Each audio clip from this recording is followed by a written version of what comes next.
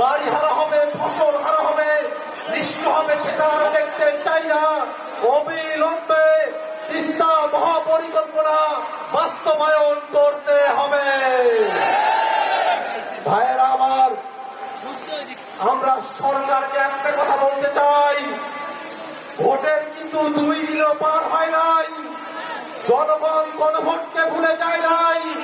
জনগণ রাষ্ট্রটাকে পরিবর্তন করার জন্য, জবাবদিহিতা নিশ্চিত করার জন্য গণভোটে হ্যাঁ পক্ষে অবস্থান নিয়েছিল। অতএব জনগণকে ফাঁকি দিয়ে গণভোটকে থেকে পিছিয়ে আসা যাবে না।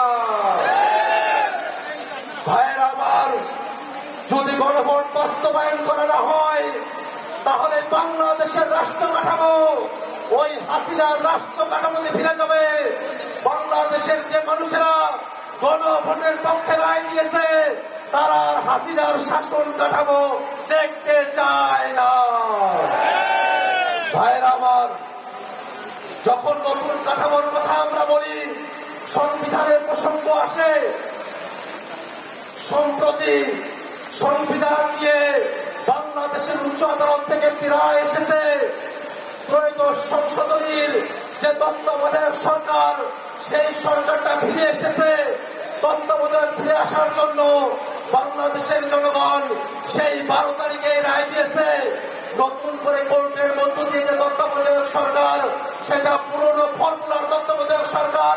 বাংলাদেশের মানুষেরা এই রায়ের প্রতি ইতিবাচক, কিন্তু বাংলাদেশের মানুষেরা পুরনো ফর্মুলার তত্ত্বাবধায়ক সরকার না, নতুন ফর্মুলায় জুলাই সনদ অনুযায়ী তত্ত্বাবধায়ক সরকার দেখতে চায়। ভাইয়েরা আমার, আজকে যখন আমরা এখানে সমাবেশ করছি, তখনও লালমনিরহাটে পুষিনের চেষ্টা করা হচ্ছে। বাংলাদেশের স্বাধীনতা, সার্বভৌমত্বকে ওরা বৃদ্ধাঙ্গুলি দেখানোর চেষ্টা করছে।